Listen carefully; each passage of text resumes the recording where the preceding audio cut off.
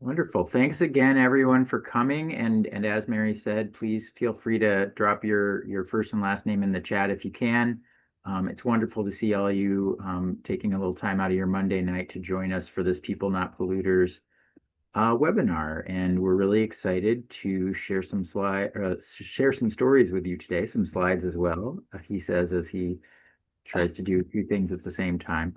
Um, and yeah, we are in, I think, our second People Not Polluters webinar, and we are going to be covering 3+1 topics: Smith Foundry, nutrient pollution, and carbon-free energy. So thanks for coming.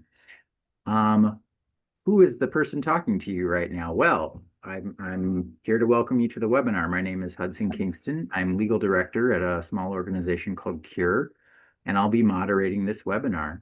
We appreciate, of course, everyone taking the time to join us to learn about the People Not Polluters campaign and what we can do to make our government better and our environment stronger in the state of Minnesota. The People Not Polluters campaign has been around since 2024, and we just know for certain that industry capture happens even here in Minnesota. And so our concerns are that about industry capture is that Minnesota agencies have been captured. Hudson, Hudson, you got muted because that was my fault. So I will ask everyone who isn't Hudson to go ahead and mute themselves and Hudson to unmute himself. Okay, awesome. Well, I'm back. So Minnesota agencies have over the years become too familiar with the industries that they are regulating, and unfortunately that means that they are subject to industry capture. And rather than serving the public, this means that agencies can be in a mindset where they think of the regulated industries as their customers who need good customer service and often need to get permits, whether or not they have met the standards for legal requirements or for being in the public interest. Too many examples uh, out there of permits being granted when the standards really were not met, or of agencies failing to punish violators when they do violate our environmental laws. Um, and as a result of this type of industry capture, public health and the environment suffer. When agencies don't do their jobs, people get hurt, and you will hear about water pollution and climate harms and things like that in our stuff today. So our concern is especially important now as we have federal backsliding. So when the federal agencies don't do their jobs, it's especially important for our state agencies to step up, enforce our laws, and protect the people of Minnesota who they work for. Those are our concerns. And as I think I already just said, we have been working in coalition since 2024, 19 organizations in Minnesota, including Cure, including the Sierra Club, and 17 other great organizations that are listed here at the bottom of the screen, have been advocating for legislative oversight of what we view as clear agency failures. We have 13 case studies that are covered on the website, the People Not Polluters website. So feel free to get to that website when you have time. And then it's important to say that these concerns are not limited to just one agency or one bad manager at an agency. It's many managers, it's many political appointees that aren't following their staff's advice and fail to serve the public as a result. There, in many of these agencies, there are great staff who are unable to do their jobs because they're being pushed around by people who are not working in the public interest. And as one example, so this is my +1 example before we get to our great presentations. Recently, just a week and a half ago, the Office of the Legislative Auditor put out this report about DNR timber harvest in wildlife management areas. And the legislative auditor found that the DNR cannot prove that it followed the law in initiating logging in wildlife management areas.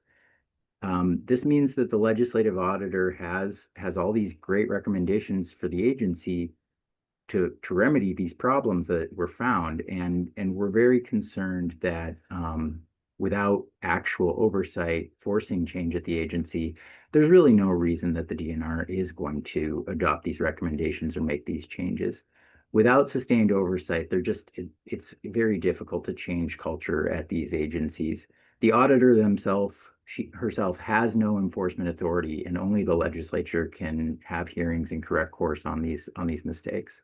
So, for example, I was at an in-person event today, and I was speaking to my senator, Senator Housechild, and he was very responsive to the suggestion that we should have an oversight hearing based on the legislative auditor's report.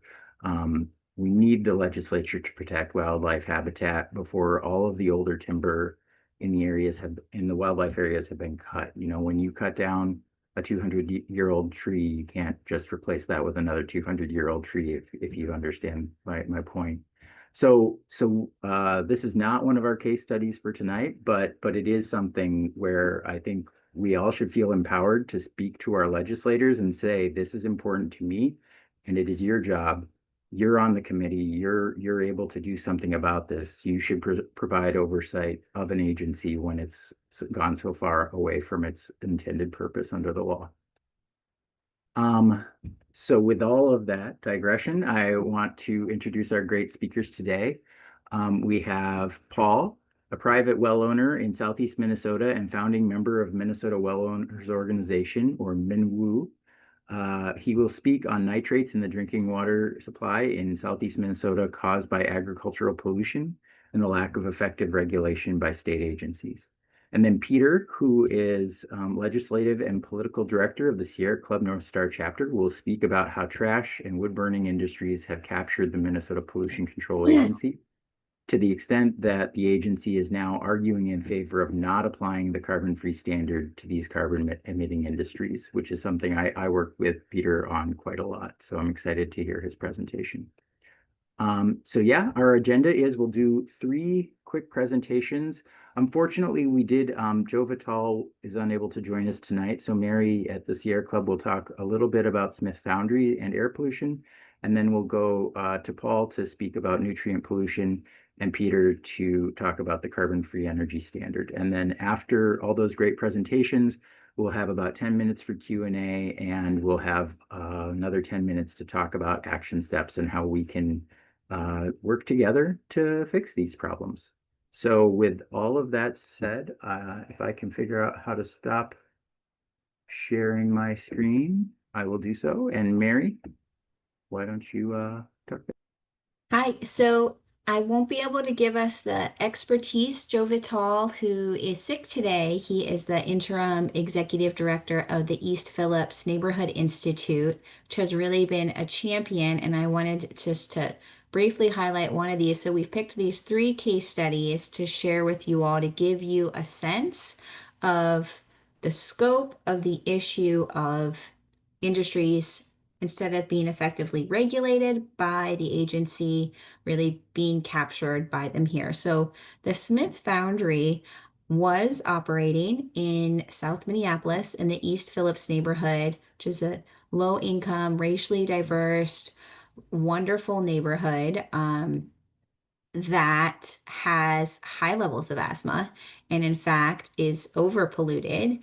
And the EPA did a surprise inspection in 2023 and found that, in fact, the Smith Foundry had been violating their permit and emitting excessive, breaking the law levels of fine particulate and asthma causing pollutants. And really, why was our Minnesota Pollution Control Agency, who should be regulating them, not having found this problem? So it was stopped thanks to the EPA, under the Biden administration stepping in there. And it has since actually shut down and stopped operating, which is really a win for public health, the kids that are there, the school there, but that it was both community organizing and thanks to this, not our state agencies stepping in to act there. So I just wanted us to at least bring up that case to demonstrate this as a urban environmental justice problem as well as a problem across the state. Awesome. Thank you so much. And yeah, we have a lot of examples in the case studies from both urban and rural areas in Minnesota. This is really cross-cutting. And we, let's see, replace spotlight. And we have examples. My example was from mostly rural Minnesota. And as I said, Paul here is going to be speaking about Southeast Minnesota. So go ahead, Paul. I'm going to bring up your slides and take it away. Great. Well, I want to thank Mary for the invitation to speak about this very important issue here this evening, and I want to welcome all of the attendees coming in from the various corners of the state. I'm located in the southeastern corner. I'm actually near the little hamlet of Weaver in rural Wabasha County. Some people may know Weaver Bottoms. That's a backwater Pool 5 of the Mississippi River. We've lived down here for about 30 years, and we've been involved in this issue for about the same period of time. This is a very extensive and hopefully well broadcast problem. But I'm going to talk a little bit about, first of all, the organization that we formed here a few years ago, the Minnesota Well Owners Organization. I'm going to give you a little bit of a fresher on nitrates, why we're so concerned about them. My background is in hydrology. I've been a professional hydrologist for a number of years. I have failed miserably at retirement. Um, the duties of the Minnesota Well Owners Organization have really occupied a lot of my time of recent. And when I have time away from a screen, I like to go out and be an organic farmer. We have a small organic farm here where we raise fruits and specialty vegetables, and that is part of the work that brings me the most joy. So next slide, please. little bit about the Minnesota Well Owners Organization and why we formed it. Private well owners are on their own. They don't have the same legal protections or obligation as municipalities. Private well owners don't have to test their wells, and if their wells test bad, they don't have to treat. Minnesota Department of Health believes there's about 500,000 private wells in Minnesota. We think that's closer to 930,000. They think it's 1 in 12, or excuse me, about 12% of Minnesotans to 20%. We think it's closer to 2 out of every 5, or 40% of Minnesotans get their well water from groundwater. Currently, there is between 40 and 20 to 40% of private wells test above health risk limits. Major contaminants would include bacteria, nitrates, and arsenic, but not in southeast Minnesota. Next slide, please. Our mission at MNWOO is to educate and advocate for private well owners and users. One of the main activities that we do to implement our mission is to conduct in-person well screening clinics throughout the state for nitrates and chlorides. Last week, we finished up our 6th clinic with the Mille Lacs Band of Ojibwe up near Vineland. Our next clinic is in Fairmont, down near the Iowa border on December 4th. We do free screening and consultation about well water and well construction. We have free well owner portfolios that summarize drinking water quality testing and treatment information, as well as well construction with facts, figures, setback requirements, and alike. our main cooperator in these clinics is the Minnesota Groundwater Association. That is the Association of Groundwater Professionals here in Minnesota. We want private well owners to know that they're responsible for the safety of their drinking water, and that the first step to ensure safe drinking water is to test. So to all of the private well owners out there that have not tested their wells recently, please test. Come to one of our clinics, join our conversation and education about water that we think is most important in Minnesota to Minnesotans. That is the water that comes out of their kitchen tap. Next slide, please. So what's a slideshow without a little spaghetti diagram, right? Especially right around supper time. The diagram on the right hand of this slide is really the nitrogen cycle. I'm going to just take a small part of that to try to describe to you the importance of nitrates, the transport of nitrates, and again, why we're talking about nitrates this evening. Nitrates, one molecule of nitrogen, 3 of oxygen. It is water soluble anion in water.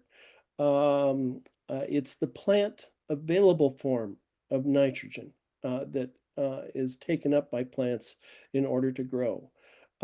It's quite a stable molecule. There are human health effects, and that is the reason why we have both the maximum contaminant level, which is the federal drinking water standard for municipalities, and the health risk limit, which is the guidance level at 10 milligrams per liter. Nitrates, if you go to the lower right-hand corner of that spaghetti diagram, once you get to nitrates, and there's a lot of ways to get it, to get to nitrates. You can get it through commercial N, you can get it through manure, you can even fix nitrogen in the soil via legumes. But once you get to nitrates, there's only 3 ways it can go. The first and probably the most desirable way is plant uptake. Okay. The second way it can go is denitrification. That is, it can go back into the atmosphere as atoms of nitrogen and oxygen. But that can only take place in anoxic environments, that environments without oxygen. And believe it or not, groundwater, at least in southeast Minnesota, has a significant amount of oxygen in it. The last way that nitrates can go is leaching. That is, it moves downwards under the force of gravity into groundwater and or surface water. Next slide, please. So nitrate groundwater contamination in southeast Minnesota is widespread. Frequently occurs in our aquifers that all 400,000 residents of southeast Minnesota depend on for their drinking water. We filed a petition with EPA here back in April of 2023 that we asked the EPA to look at the significant nitrate contamination in our region. They estimated that over 9,000 residents in the karst region are at risk of consuming water above the maximum contaminant level for nitrate. And the Minnesota Department of Agriculture, who has done reporting down here, township testing, has come up with over 1,000 wells that are currently above the drinking water standard. Nitrate concentrations can and do change over time. If nitrate is 3 parts per million or greater, your drinking water is being impacted by land use, and you should test annually. We know from mass balance studies that have been conducted by the Minnesota Pollution Control Agency and the University of Minnesota that almost 90% of our groundwater contamination comes from row crop agriculture. And again, it is not just private wells that are being impacted by nitrates, but small municipalities like Utica, Elgin, and Altura also have that problem. We conducted we try to do one clinic down here in Southeast Minnesota every year. Back in March of this year, we tested the wells of 99 well owners. 46% of them, that is 45 wells, were less than the background level of 3. Or stated another way, 55% of those wells were above background. Almost 1 in 5 of those wells tested above the health risk limit of 10. The maximum concentration that we found at that particular screening clinic was almost 40 parts per million or milligrams per liter. Next slide, please.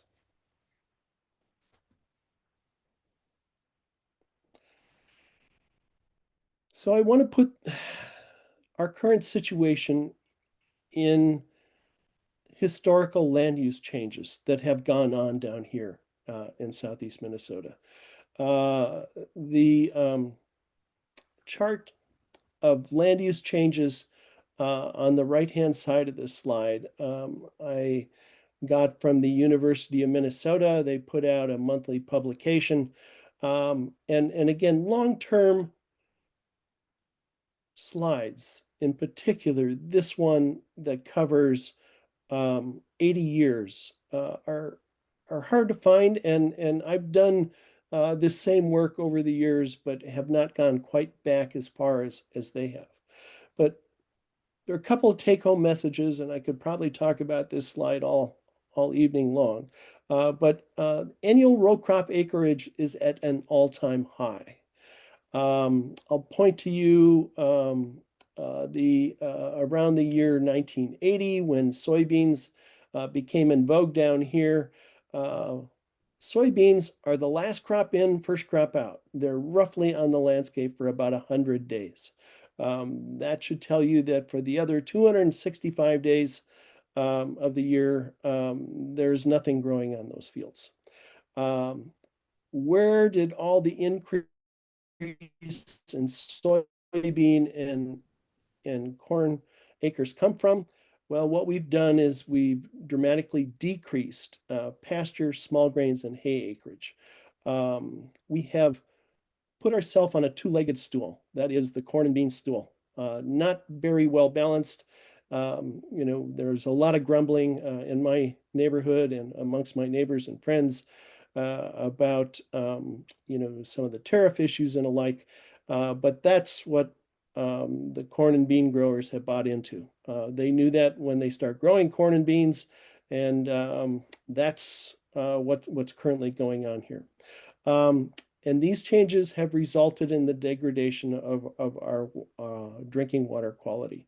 For every acre of corn and soybeans, we lose about 30 pounds of N on an average year. Okay, so if you go back June of 2024, when we had between 10 and 12 inches of rain across southern Minnesota, those numbers were dramatically higher. Next slide, please.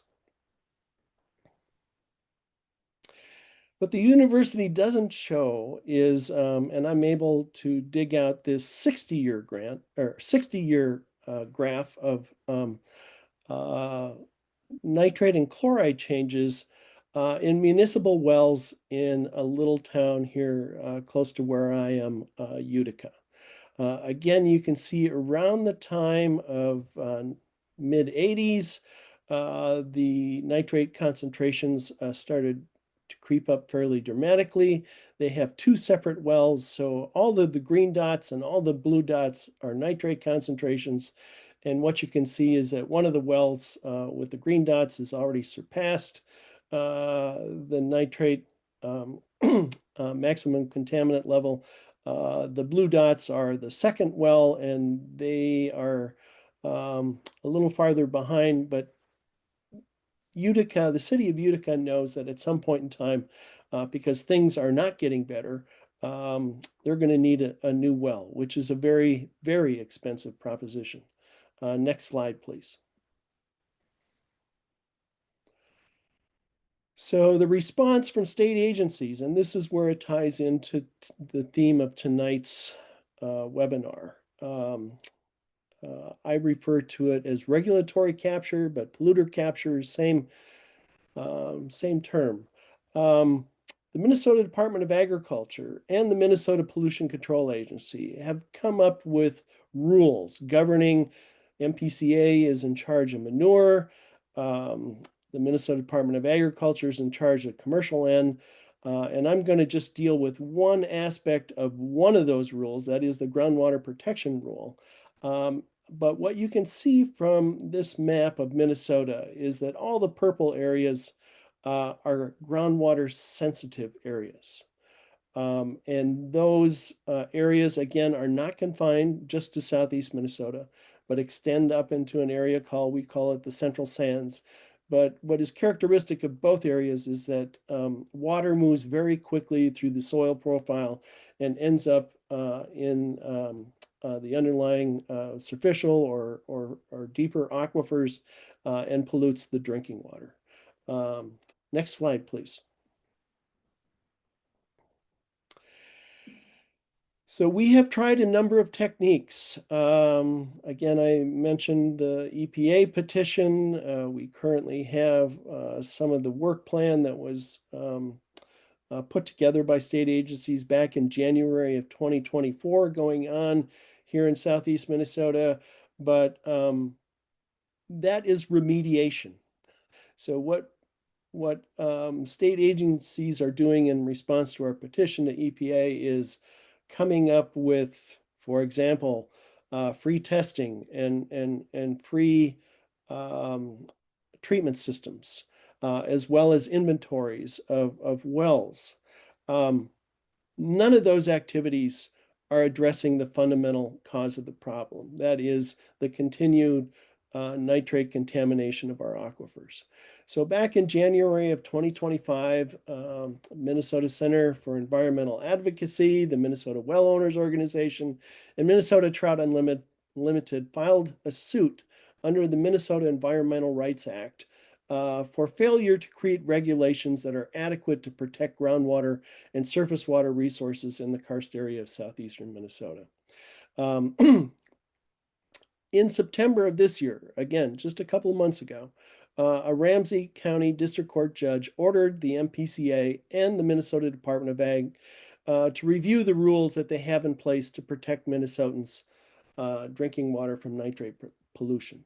And again, if you want copies of the order or the complaint, or would like to know more about it, I need to refer to you to the MCA attorneys, Sarah Horner. There is her email as well as her phone number. Last slide, please. So let me deal with just one aspect of the groundwater protection rule that isn't adequate to protect groundwater from nitrate pollution. And it concerns the provision of that rule that restricts the application of commercial fertilizer in the fall on frozen or snow-covered soils in those vulnerable groundwater areas that were identified on the map a couple slides ago in purple.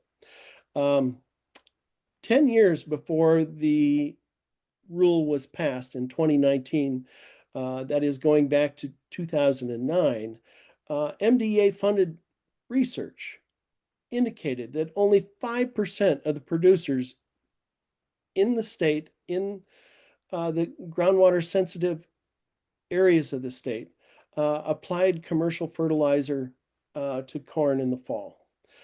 So years before adopting the groundwater protection rule, MDA recognized that fall and winter application of these areas was clearly inappropriate, and that the vast majority of farmers and their row crop advisors do not apply fall apply or apply fertilizer to frozen ground. There's an aspect of rulemaking that's called the sonar. Some of you may be familiar with that. Statement of need and reasonableness, where you need to go into the economic impacts of your rule. MDA was quoted in their sonar stating that a large majority of farmers in southeast and central Minnesota do not currently apply fall fertilizer and therefore will not be affected by this rule. The bottom line is simply because fertilizer was not largely being applied in the fall or the winter prior to adoption of the rule, banning such practices will have little effect on producer practices and therefore on water quality. That's all I got. Thank you. All right, Paul, thank you so much. Thank you for communicating a lot of useful information and sort of all the work that's gone into raising this issue. And yet we're still having trouble with those agencies, trying to get them to do this work and protect people's groundwater and their drinking water, no less. I am going to find Peter now, our fearless leader, and pin him. There he is. I'm here. There you are. Oh man, maps. Everybody likes maps. This is great, Peter.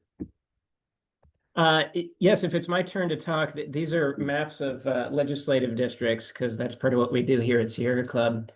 Thank you so much for the presentation so far. I added into the chat, I hope you all saw it, that for everything you just heard about the water quality impacts, there's also climate impacts. And there's a column that I put in the Star Tribune. I think when we join forces, those of us who are concerned about water quality and those of us who are concerned about climate, to tackle this fertilizer problem and all the ways that our waters are polluted, that's when we're really going to win. So take a look at that when you have a chance.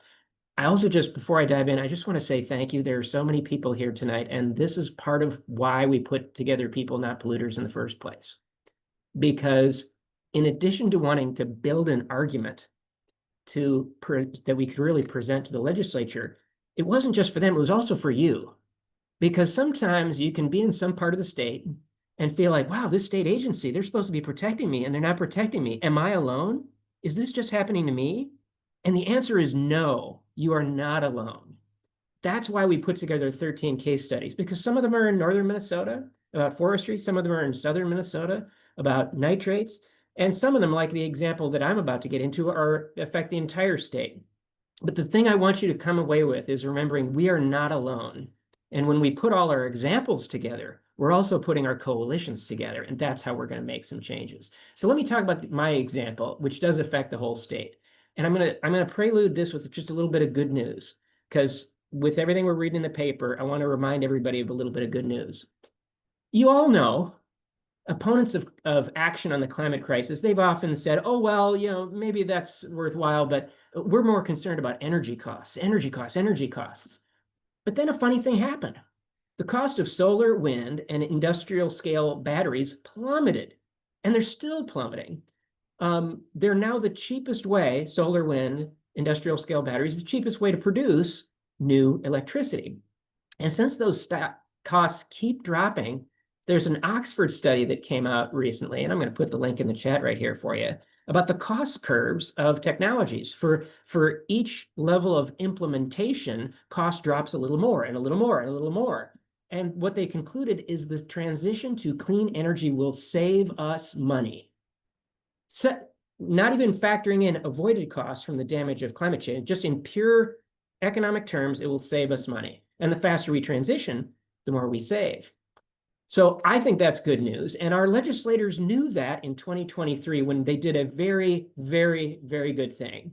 Shortly after the 2022 elections, they raced to pass a bill, which we had tried to get through both houses of the legislature. And we'd only been able to get through one house, but when they had control of both bodies, our allies had control of both bodies, they passed a 100% bill, 100% carbon-free electricity requirement for the state of Minnesota to meet by 2040. it's hard to understate how important this is for our future. If there's any linchpin to climate action, it's having a clean source of power. And clean electricity is, as I just described, something we can really achieve. And it's not going to cost us, the economy, money in the macro. It's going to save us money, so let's do it. So they passed a 100% bill, and at that time, we were one of only 11 states in the nation that had a carbon-free law. And actually, ours was not just one of the 11, it was one of the best because of how comprehensive it was and because it required a transition to carbon-free electricity by 2040, not 2050, 2040, which put us in, is like the 5th or 6th best law in the nation. The best part of this is that it required Minnesota utilities to shift to carbon-free energy with a very clear definition. The law literally says carbon-free means generating electricity without emitting carbon dioxide. That's word for word in the law. This was not an easy win. The polluting industries, they would have preferred the legislature pass some kind of loosely written carbon neutral law, not carbon free. They would have preferred carbon neutral so they can bring in a lot of creative carbon accounting to benefit certain industries. Like, for example, companies that want to burn wood for electricity or burn trash for electricity or introduce these industrial carbon capture schemes, which have been breathtakingly unsuccessful. I mean, the record of failure of industrial scale carbon capture related to electricity is kind of spectacular. I mean, we all would have failed to get out of high school if we had that kind of grades as industrial carbon capture does. Good news is they lost. Minnesotans won. The legislature passed an unambiguous carbon-free law with a very clear definition. Now, who's responsible for implementing this law? It's the Public Utilities Commission, just like in any other state. So the Public Utilities Commission opened up what they call a docket. And I think Hudson can correct me, they're now on their 2nd or 3rd docket, gnashing over the idea of should we follow the law as written or not. I don't understand why we're in this mess. And I will tell you that I'm not an attorney, but I've spent a lot of time with attorneys over the past year or more, and they are just beside themselves trying to understand how we're having this dispute that could be resolved by simple use of a dictionary.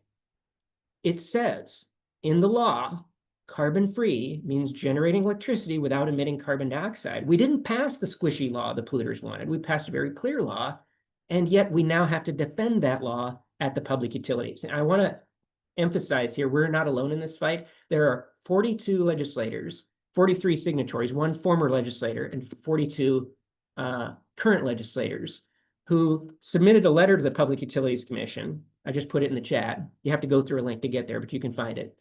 Defending the law as written. And God bless the fact that we have these friends in the legislature. So why did they do that? Well, because burning wood for electricity, I'll just start with that, has been a disaster in Europe. Now they claimed, well, we're only going to burn waste wood. You know what they've been doing? They've been shipping across the ocean. Think about all the carbon impacts of this. They've been turning full-size trees from the southeastern United States and the Pacific Northwest, converting them into wood pellets, which has its own carbon impact, shipping them across the ocean to Europe, which has its own additional carbon impact. And it's very hard to prevent this fraud. I mean, if you think about it, when you're talking about buying and selling wood waste, and you want to market it as wood waste, neither the buyer or the seller of the wood has any incentive to obey the law. So guess what? They haven't. They've used wood pellets made from full-size trees. I mean, the idea that that's carbon-free is insane. And it's very hard to enforce because it's not like each branch of a tree has some kind of barcode on it that you can scan and enforce and track the source of the wood. Moreover, let's just say, for argument's sake, that everything they had burned actually had been waste wood. It's still a terrible idea because burning wood is actually worse for the climate than burning coal. And here's why. Because wood is much less energy dense than coal. So you need to burn much more of it to get the same amount of electricity. That's the only real measurement. Saying burning a ton of wood is less polluting than burning a ton of coal, that's not the point. You have to burn more wood or wood waste or wood pellets or whatever to get the same amount of electricity. So you're not saving anything by burning wood. I want to be clear, we're talking about burning wood for electricity. There are many instances where burning wood for heat might make sense. My parents use it as backup for electric heat at their farmhouse. Lots of people do that at farmhouses and cabins. And if you're using a high efficiency unit, that's a responsible choice. Hudson could probably put one in if anybody's thinking about this. But we're not talking about that. We're talking about burning wood for electricity, not for heat, for electricity, which is nuts. It is nuts. In 2025, we have much better alternatives. Why would we replicate Europe when they've failed with burning wood for electricity? We should not be replicating their failure. Okay, so just like burning woody biomass is a disaster, burning trash for electricity and calling it carbon-free is obviously against the law, emits carbon. It emits nearly twice as much carbon per megawatt hour as burning coal. It's also got a real bad history of environmental racism, because where do we end up putting garbage burners? Well, historically, we've put them in or near affecting communities of color. And that's the story in Hennepin County. The biggest garbage burner in the world, in the state, is the HERC, the Hennepin Energy Resource Center, impacting North Minneapolis. I'm not saying the current county commissioners chose that location, but that is the location where it is, and it's still there. But that's just one of many problems. Another problem is people say, well, burning trash eliminates the need to landfill. We don't have to landfill if we burn trash. Bull. You still have to landfill the ash. You've concentrated, you've reduced bulk, but you still have to landfill. Perhaps the most troubling thing about burning trash for electricity is you're creating a perverse incentive to produce more garbage. We actually have to move towards zero waste policies, and futzing around with the law is delaying real climate action. Real climate action is changing our waste policies, and we just need to get on with it. Now, the polluting industries will do this freak out job for the legislators. They'll say, well, it's shutting all these industries down tomorrow. That's not what it does. The 100% law gives people between now and 2040. What it does say is you are going to have to shut this down, so get on with it. The law doesn't shut these industries down tomorrow. We have time to convert. So don't believe the hype that people are getting laid off tomorrow. Here's the really frustrating part of this. The Walz administration is siding with the polluting industries in this fight at the Public Utilities Commission. The Minnesota Pollution Control Agency claims with a straight face that we can't follow the law as written because we have an excess of dead trees in the metro area killed by the emerald ash borer. Now, to be clear, it's true. We do have a temporary problem with an excess of dead trees killed by the emerald ash borer. But creating a statewide incentive to expand wood burning because of a temporary challenge in the metro area is dangerously short-sighted. Frankly, emerald ash borer is really just an excuse. What's really happening here is that utilities like Minnesota Power are looking to harvest our northern forests for wood to keep old coal plants burning. I'm talking about Boswell, and they can shift out of coal and shift to wood. It's just a different dirty fuel. It's not better, it's just a different dirty fuel. And I'll put a link in the chat, and Hudson can help add maybe some more. You have to look into their documents, but it's not a secret. It's not a secret that Minnesota Power wants to convert from coal to wood. And as we indicated, that's not actually better.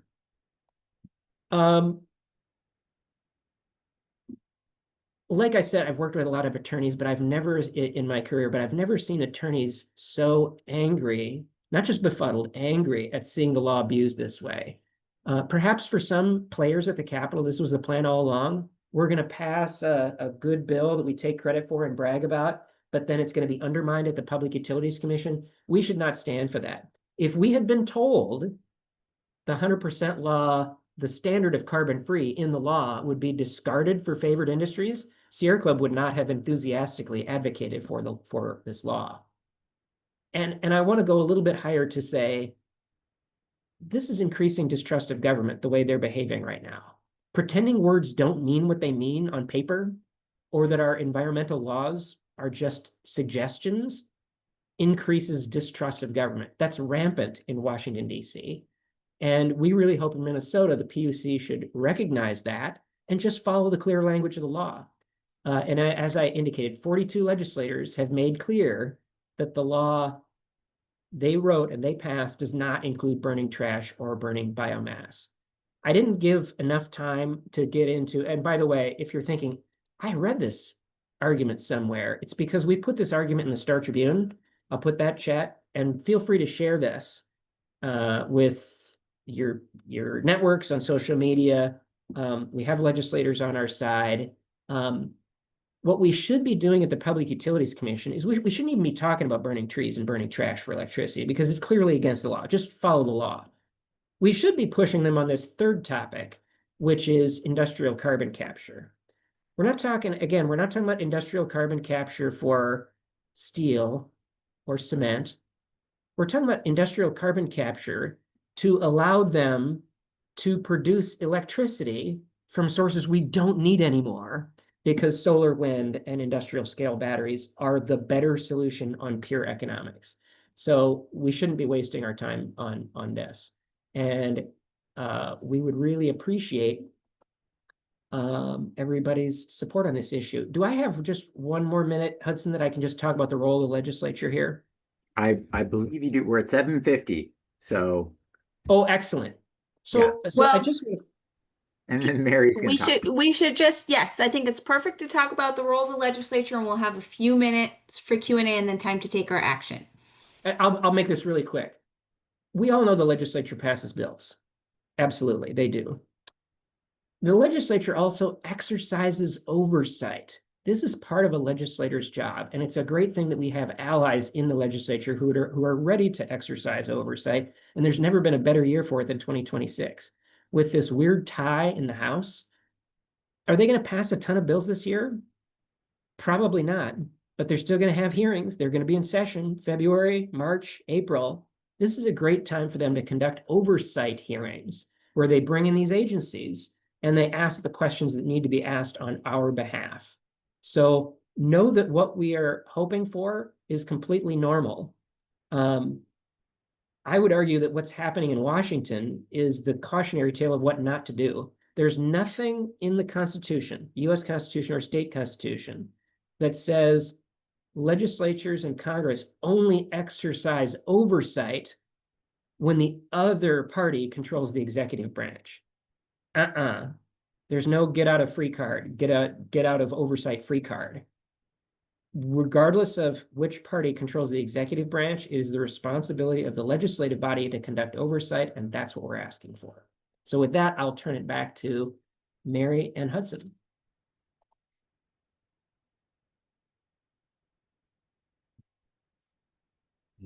Mary, should we do a couple questions or should we launch into the call to action? Let's say, yeah, we'll take one or two questions and then we'll go to call to action. Great. Maybe we just do one. Paul, I'm going to collapse two questions for you, Paul. So there was a question in the chat about whether herbicides applied on the land can increase nitrate pollutions, and then also what you think the impact of buffer strips are on nitrate pollution, either in groundwater or surface waters. Do you wanna field those ones, Paul? Yeah, so real quickly, I'm not aware of herbicides applied in urban areas increasing nitrate pollution. Again, lawn fertilizer, give this a little bit of thought. So nitrogen fertilizer put on a lawn is put on a perennial crop. It absorbs water really well. It's got a fairly developed root system, even if it's shallow.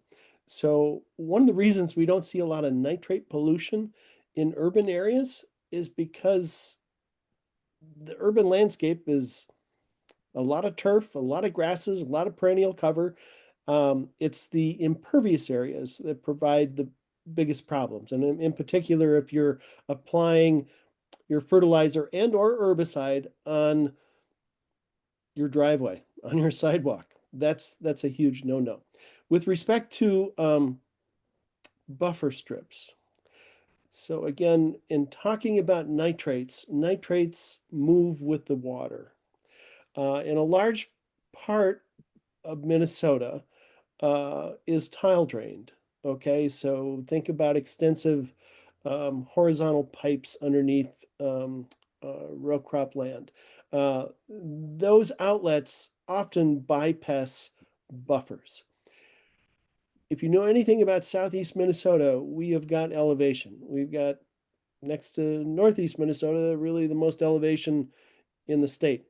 On our land, I like to talk about having 400 feet of elevation on our 80 acres.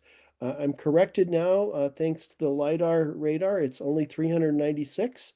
But if you think about really steep slopes and buffer strips, in particular, very thin buffer strips, 30 feet wide, 50 feet wide, they do very little to keep out nitrate pollution from river streams, which oftentimes end up in our groundwater anyway. You know, we have a wonderful interrelationship between surface water and groundwater here in southeast Minnesota.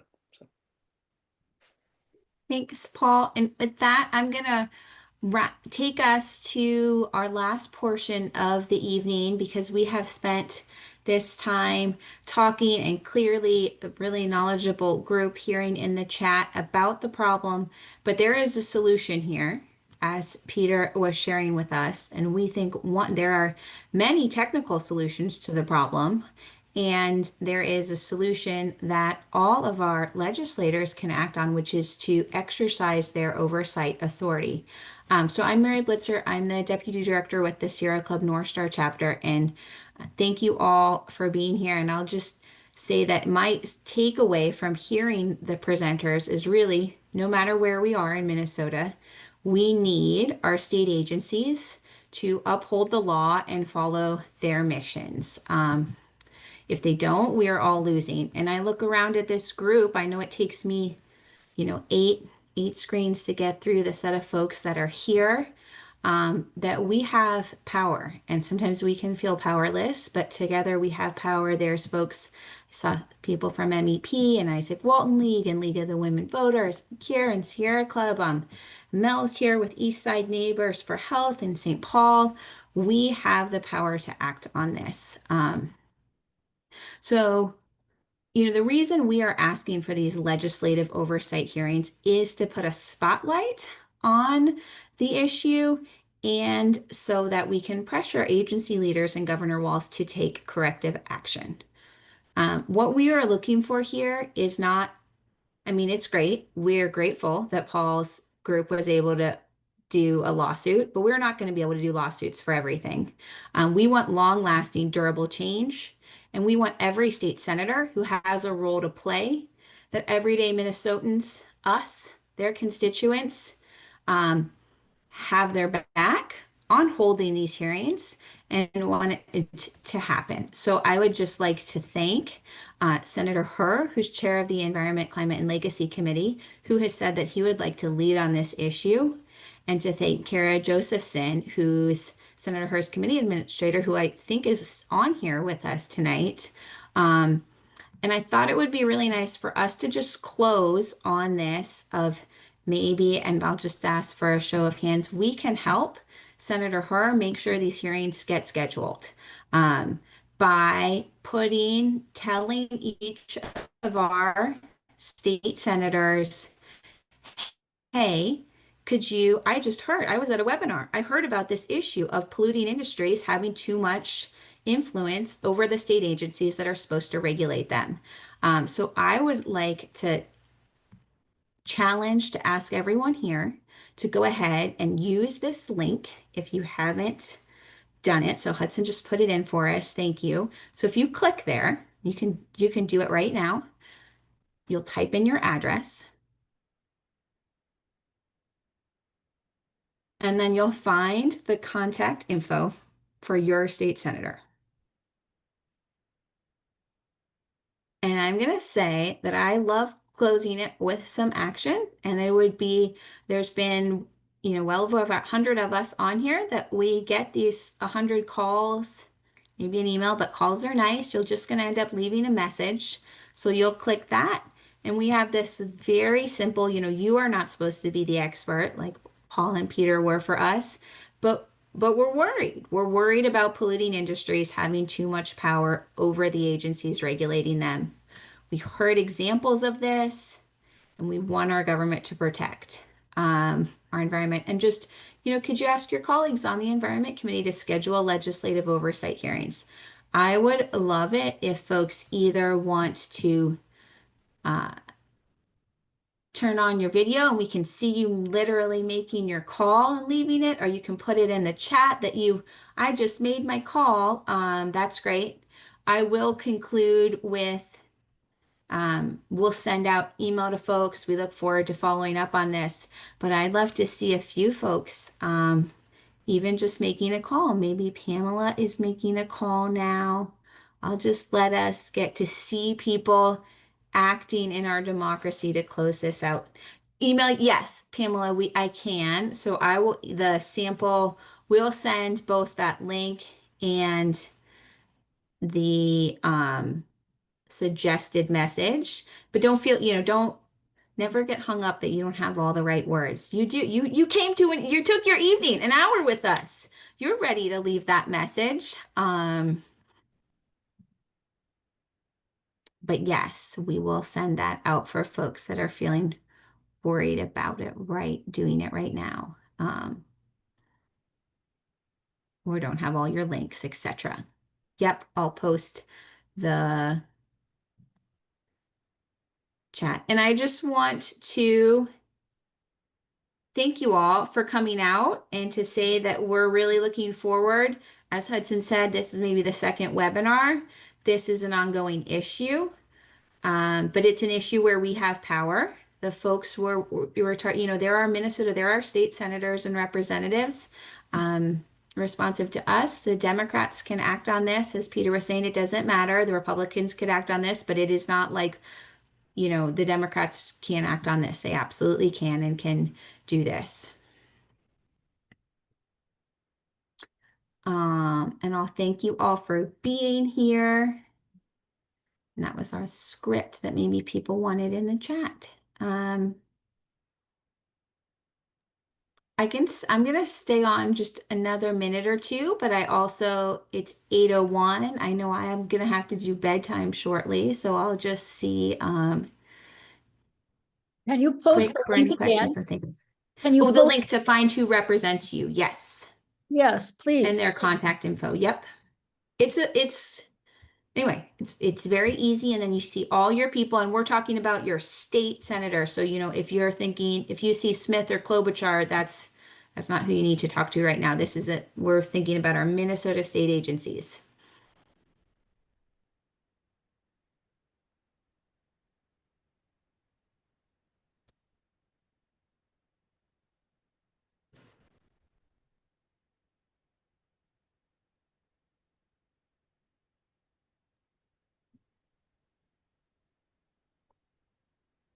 And thanks all. I look forward to seeing everybody, hearing how your calls went or your messages. Thanks, Angela. We'll track this, and we hope that we see you at a legislative oversight hearing. All right, thank you, everybody. I'm just gonna leave this screen share up so folks can see that link if you don't see it in the chat. As Mary said, please call your senator or email your senator, your state senator specifically, not your federal ones. And feel free to check back with Mary about how that went. And yeah, we're really excited for our state senate to hold hearings on various agency failures that are featured on the People Not Polluters website. Thank you. Thank you so much for coming. All the Thanks, calls. everybody. Yeah. And looking forward to Kara's still on here to working with Senator Herr and all of our leaders on this issue.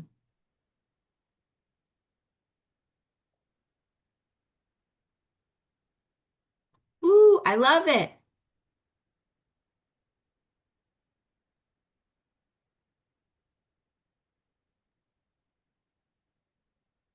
Thanks, everybody. Emails are great too. Your personal emails and calls. That's great. Thank you.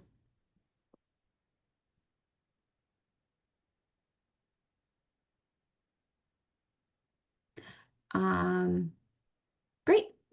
Well, looks like everybody's got it. Thanks. Feel free to email me. We'll email out, and I'm gonna close this out and just thank you and look forward to being in partnership with you all.